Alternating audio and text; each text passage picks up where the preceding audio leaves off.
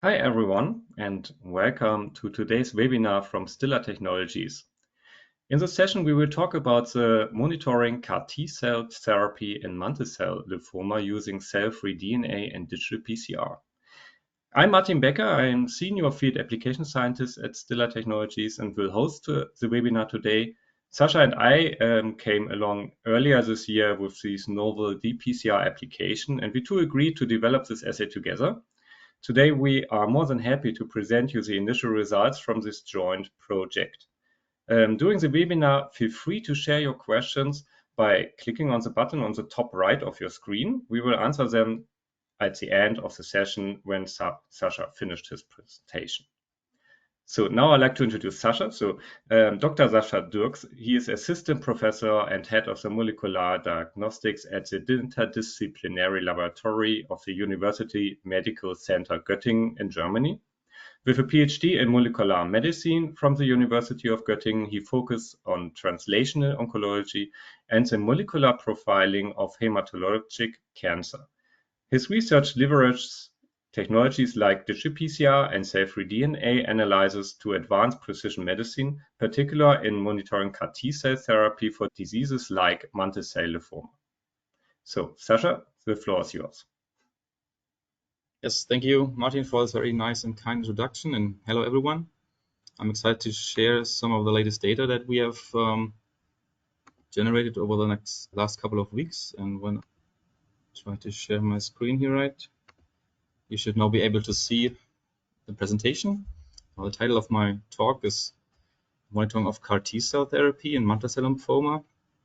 And we are using cell-free DNA for this, and of course, digital PCR. And without further ado, so just to provide you with a little bit of background information on mantle cell lymphoma, really just basic background.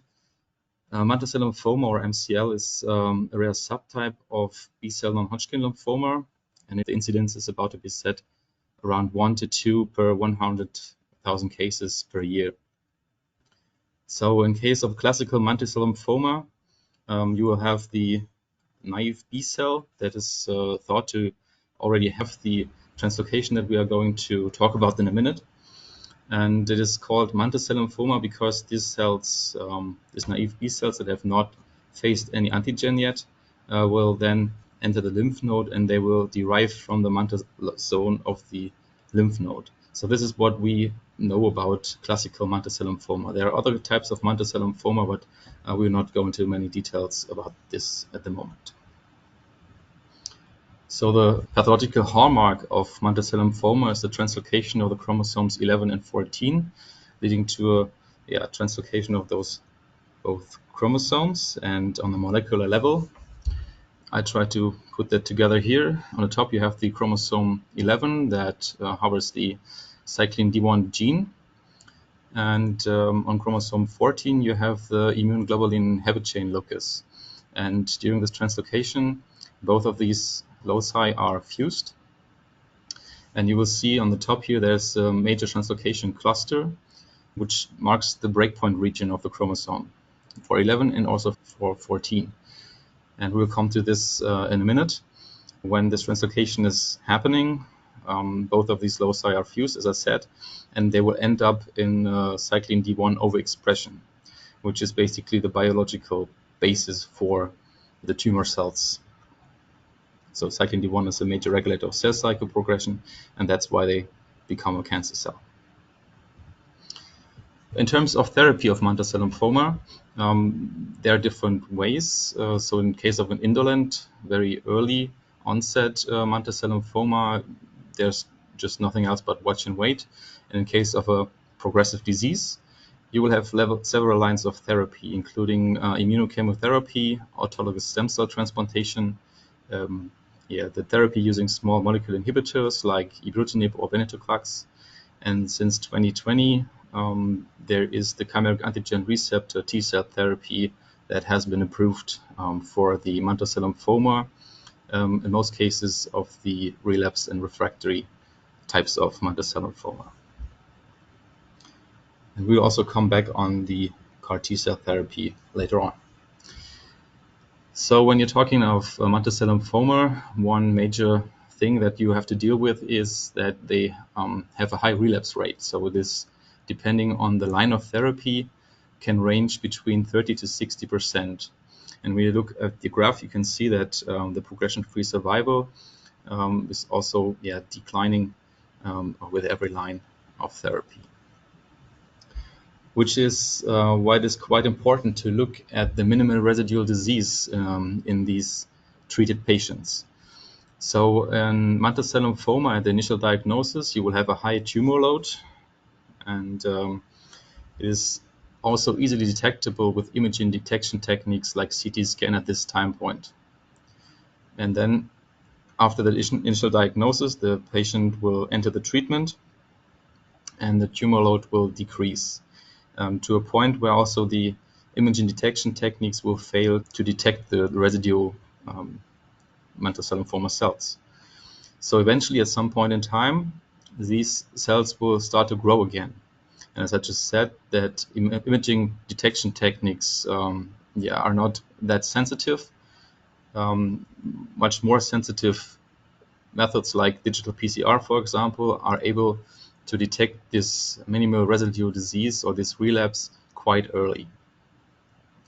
And from other studies, we know that, for example, from melanoma or any intestinal cancers, we know that we can, using cell-free DNA, we can detect this relapse 9 months in advance before imaging detection techniques or even the clinical relapse of this patient is present. So it's a lot of time that you can save by applying those sensitive techniques.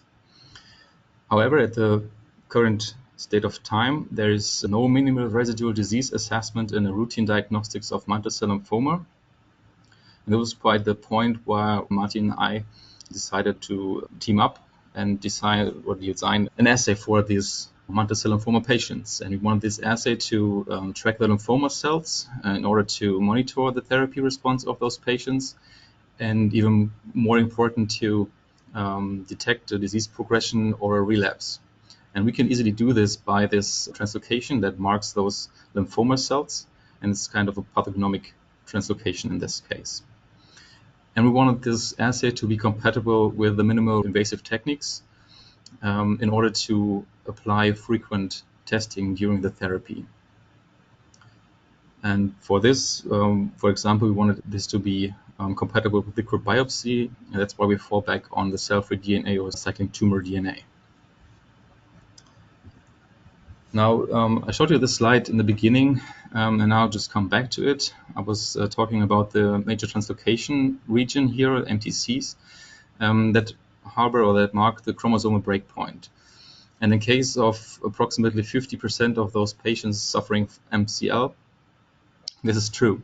In our hands, even less than 50% of these patients carry the chromosomal breakpoints marked here. So the story that you might then just think of is, okay, we can then just put one primer on the chromosome 11 and another on the chromosome 14, and when they translocate, we will be able to detect this by amplification of a PCR product. Now, this is just part of the story, and as I told you, there's even less than 50% of MCL patients this is true in our hands. So there are other breakpoints of those chromosomes present, which makes it quite difficult to increase the numbers that you can detect by those conventional PCR things. So that's why we come up with a different idea. Therefore, we placed one PCR product in the cyclin D1 gene on chromosome 11, and on the chromosome 14, we placed a PCR product near the J region of the immunoglobulin heavy chain locus. And when now these chromosomes translocate, also these will then come in close proximity because of the translocation chromosome, and by this they will get linked. And linkage is a kind of a predestined application for digital PCR. And I'm trying to give you an example of what this might look like. So during digital PCR, there's the partitioning in the beginning where you are generating the droplets in your PCR, meaning that the ingredients of your PCR is distributed onto many, many thousand droplets. And during this distribution, you will have several scenarios. For example, here you will have droplets that have incorporated one target of the chromosome 11, which is marked here in blue, a single positive one. You will also have the scenario for the target on chromosome 14 and marked in green here. And you will have a scenario where the translocation chromosome or the targets of those chromosomes are residing in one droplet. This is when these both targets are coming together, and we will call this double positive droplets then. So we'll also have other scenarios that have incorporated, for example, the chromosome 11 and the additional chromosomal translocation. So that's why we have a double positive droplet. And the same is true for the chromosome 14, a translocation chromosome. And you will also have a scenario where we have both of the chromosomes separately incorporated into one droplet. Now, when you have a look at this scheme, you will see that for the single positive ones, of course, there's only one molecule of DNA incorporated here. And this is also true for this translocation target. And the other ones, they have two molecules of DNA incorporated. So this is a question of kind of a DNA concentration or dilution, that you can favor those scenarios that have incorporated only one molecule. So this is just to tell you some of the basic behind this linkage analysis. When you have a look at those raw data here, so this is kind of the picture that the machine takes, and this is very convenient in Stilla Technology that you have access to this kind of raw data. And when you pick a spot here, for example, the one I just picked, there you can see, if you look through the blue channel, you see that there's a positive droplet residing there. And when you switch at the same spot to the green channel, you can see that there's additional positive droplet here. Sorry. And the same droplet that was positive in the blue channel stayed positive in the green channel. So this is these are the droplets that we are looking for, the double positive ones. Now, Stilla offers a very sophisticated software to analyze this, and you can then just be sorted by the software. You will have the single positive blue ones here on the y-axis, the ones that are single positive for green, and you will also have the double positive ones for the other scenarios. So then we established this assay, and we wanted to evaluate the accuracy of our assay. And that's why we separately of the targets, we had a calculated copies when we had, and we made a dilution line with those calculated copies, and then we measured this. And then we just looked for the accuracy of how this would run out. And for both of those targets, we can see that there's a high correlation of the calculated and the measured targets of our assay. On the next step, we wanted to compare our method to the gold standard techniques that are used, especially in initial diagnosis of MCL patients, because there's no MRD assessment at that point in time. And for this major diagnostics that is used, or the major methods that are used, is the fluorescent in situ hybridization and the fluorescent activated cell sorting. And you can see by these three patients that we picked here that we quite align with those results from these patients here. So we could show that our assay is functioning quite well. And in the beginning, I was telling you that also the CAR T cells therapy is an option for those mantle cell lymphoma patients. And therefore, we decided to include the target for CAR T cells into our MRD assay in order to monitor also the persistence of those CAR T cells. And we could easily do this by incorporating a PCR product for this CAR construct. Now, what is a chimeric antigen receptor, or CAR? Basically, it's a genetically engineered receptor that does not exist in nature and is made up of the antigen recognition site of a monoclonal antibody and the signal transduction domain of a T cell receptor. And with this, you equip the T cells, and the T cells are then able to target, in this case, for example, the CD19 positive B cells, which are, of course, also the normal B cells, but also the cancer, so the lymphoma cells here. So in the process of what CAR T-cell therapy is, just to remind you of, you take the blood from the patient, you isolate and separate the T-cells, then you reprogram those T-cells by applying a construct that I was just talking about. And equipped with these CAR constructs, the T-cells start to express the chimeric antigen receptor on the surface, and that's why when they become a CAR T-cell. And there's another round of expansion of those cells before they are reinfused into the patient, where they then do their job mainly by attacking the cancer cells. So this therapy is a quite expensive one because it's about 300,000 euros per patient. And it's another point that underlines that you should maybe assess what these T cells are doing or make sure that this therapy is successful. So with this, then we went on to proof of concept on a 67-year-old male patient that was suffering, of course, from mantle cell lymphoma and also was carrying the translocation of chromosome 11 and 14. He's already gone through several lines of therapy and was therefore facing CAR T-cell therapy.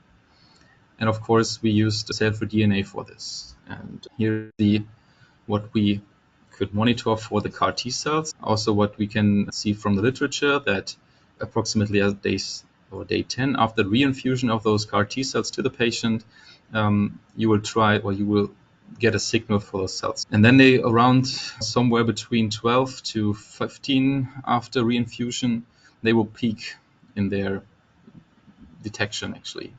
So this is just a proof of concept. That is why we are not able to have any other time points after those or between those 15 and 28, which would be very interesting, of course. And we now have a look at the mantle cell lymphoma cells here. This is the percentage of those cells represented. And you can see that, of course, CAR T-cell therapy is working because the mantle cell lymphoma percentage or the translocation percentage is going down from 8.2 to 1, and in the end at day 28 after reinfusion, we also reach 0%, which means that we were not able to detect any residual disease at this point. So just to sum up my talk and give a little bit of outlook. So what we have established is an MRD assay for the mantle cell lymphomas patients that is using the translocation of the chromosomes 11 and 14. And we could also implement the target for the CAR T-cell therapy, which is what we can in one PCR reaction monitor both the tumor cells, the lymphoma cells, and also the CAR T cells that have been given to the patient. So we have now shown that in a proof of concept, our assay is working. I want to now bring it to the clinical practice. So we want to conduct a study and increase the number of patients that we can have a look at, and wanted to assess the MRD in those mantle cell lymphoma patients and just to monitor and show that our assay might be usable for those applications. I think most of you would agree with me when I say that in the next couple of years, like 5 or 10 years, therapy will get more and more personalized. Medicine will also do so for this, and especially treatment.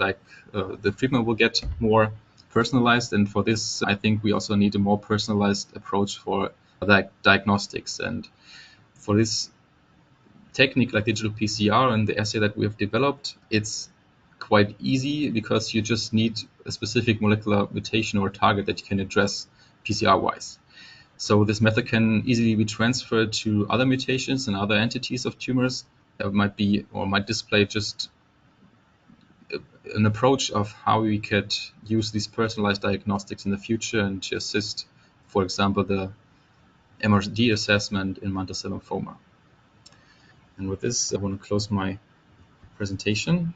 I hope that I could give you an impression of how we could use this digital PCR technique in detection of those mantle cell lymphoma cells and CAR T cells. And I want to thank Martin for his support, and also my boss Andreas Fischer for making this possible, and also Stilla Technologies for the invitation to this webinar, and also for letting us do the cooperation. So thank you again, and I'll be happy to take questions now.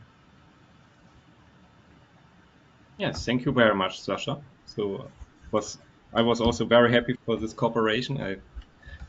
I would say that it went pretty good and pretty smooth to develop this four-plex assay in that short time. But yeah, you see, multiplexing doesn't need to be very complicated sometimes.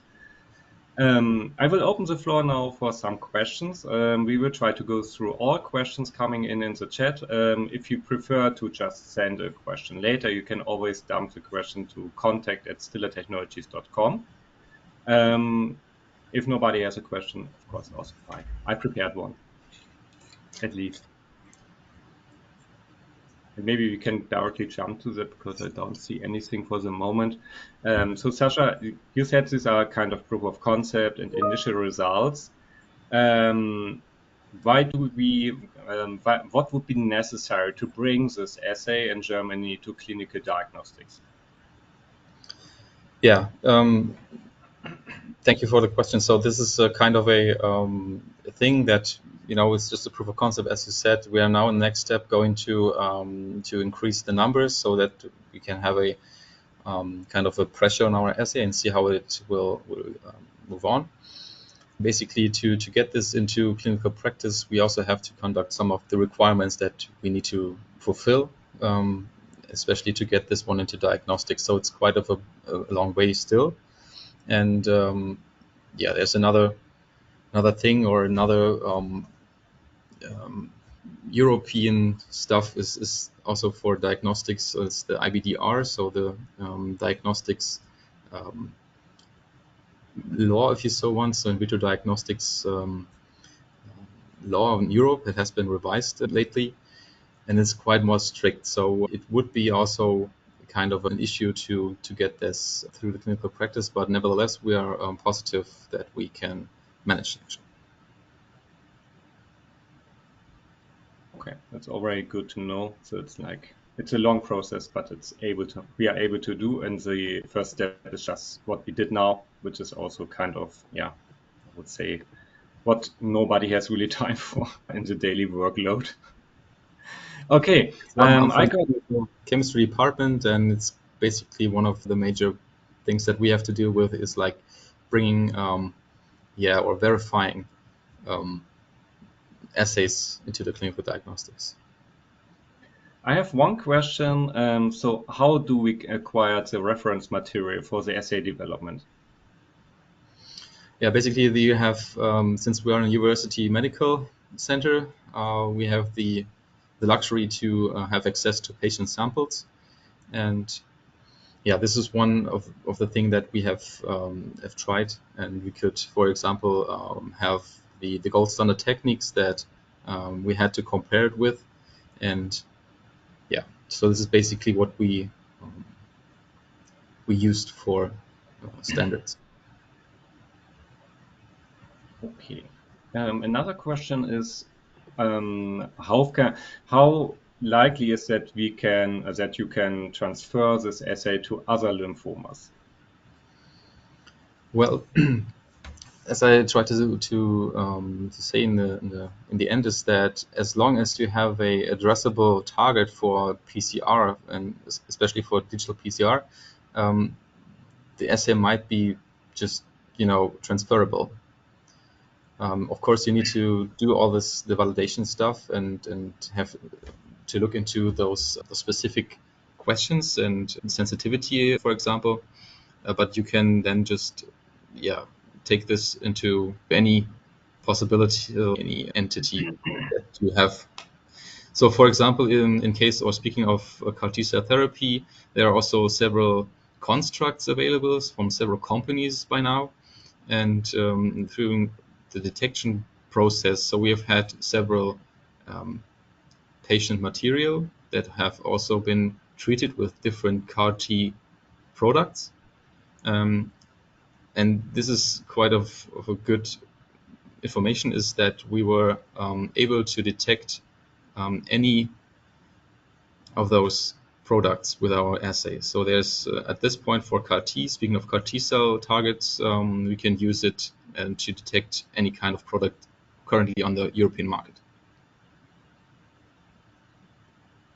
Okay. I have a very, I hope, easy to answer question. What are the benefits of Stilla digital PCR technology that made it the best suited for your study? You showed it. That's Yeah, what I like. so I think I mentioned it during the talk. So when we were deciding to what technology we want to have in our lab, we tested several ones, and what I like the best for the method that or the technology that Stilla offers is that you will have access to the raw data. So you will not have many of those other companies around that give you access to this. And I showed one picture where you can see that actually what the machine or the device sees, and you can easily detect if there was a problem, during formation of any droplet or whatever. So you can see if there's an issue directly in raw data. So this is one of the major points that we decided to go with Stilla technology. Now I have some questions regarding CAR T cell overall. So one is asking for the mortality rate of the CAR T cell treatment. If you have anything in mind. Yeah, since I'm not a clinician, but also these patients they relapse, so it's not like a holy grail of treatment. Um, I can provide you with a real numbers, but they are still relapsing. So I think it's pretty high. It's about 30%, I think. So this is not the exact number, but it's what I could recall. Okay. One question we have is regarding how we are able to differentiate droplets containing one strand of DNA with 11 and 14, or a droplet containing one strand with 11 and a strand 14. So maybe this I can answer because this is like Yeah. connected to the digital PCR itself. So when we dilute our DNA to a certain point, you will not have more than one DNA strand per droplet. This is what we call the lambda. And when we have that, you make sure basically that you don't have the chance of having one of the two strands individually co-encapsulated for accident. And also we can differentiate that with the software. So we can calculate how likely is it that we have a co-encapsulation of random transcripts in one droplet or one partition. So this is basically a calculation step, which is called linkage. You can find this information on our website, but we can also forward it to you if you just drop us a line, and I can explain it to you more in detail. This makes more sense. If I have more slides, it's easier to explain. It's a pretty tough topic, I must say. Yeah, it wasn't very easy for me to understand either, but it's basically a question of DNA concentration, DNA dilution. So just to favor those incorporation events that just a single copy is incorporated. Now we have a question which I'm not sure if we are able to address. So how does the sensitivity of digital PCR compare to sequencing techniques for liquid biopsies? And also, what is the price per sample? But maybe you can answer that roughly in a dimension. I'm pretty sure you don't have that in mind. Well, for me, it's not easy to tell what the price would be, actually, because I simply don't have access also to those sequencing platforms at this time. And so what would be the benefit? So with digital PCR is also one of the better benefits is that you can just easily increase the sensitivity. So it's just depending as always on the material that you so the DNA that you're giving into the PCR reaction that you are able to get in terms of cell-free DNA. And with other techniques, more advanced NGS techniques, you might also reach some sensitivity that might be enough. But this is one of the biggest questions that is raised in minimal residual disease, because it's kind of a hen and egg thing, or how much is enough, So I mean, if you monitor the patient during MRD, like every half a year, then this might be enough just to detect the relapse at some point in time. And so the question is how much also, or when do you start the treatment again? So this is in the treatment period, or even after the treatment. This is one of the questions that you might ask also. So it's I'm afraid I can't really answer the thing. So how much sensitivity is needed is also one question. So I hope this answers somehow broadly the question. So one general thing: the session will be recorded and the link will be shared to all participants. I got this answer now multiple times. Let me check if I have also other things which I missed now, because it's quite busy here. I'm sorry if you can't answer all the questions. Don't hesitate to go back to us. One is, will your assay be CE marked for MDX? And this is not in the pipeline for the moment. And I can also not comment on the future and how it will be. Other important functions for dPCR. So this is a bit broad question. So I would like go to our website. You have an overview of what dPCR can do, also in a diagnostic setup. Does a restriction enzyme or sonication to fragment genomic DNA prior to the DNA analysis? I guess does it hurt? This is something we realized during the assay, doing the proof of concept. Yes, it hurts a lot, because what we saw during the assay development, the breaking point is unknown. So we don't know where exactly the gene translocation does occur from chromosome 11 and 14. And simply by sonification or restriction enzyme, you would destroy the pattern. So you would destroy this one DNA strand, and you would not be able to have a linkage analysis afterwards. So basically what we saw, we did some fragmentation for accident, and we saw that the same sample after this fragmentation then showed only 1% of linkage. So before it was 40%. So you need to be, let's say, for this analysis, more careful and be sure that there was no fragmentation in one process done before to the DNA. Okay. I guess that's it for the moment. I don't see further questions coming in, so don't hesitate to write us, and thank you very much. Have a nice day. Yeah. Bye-bye, everyone.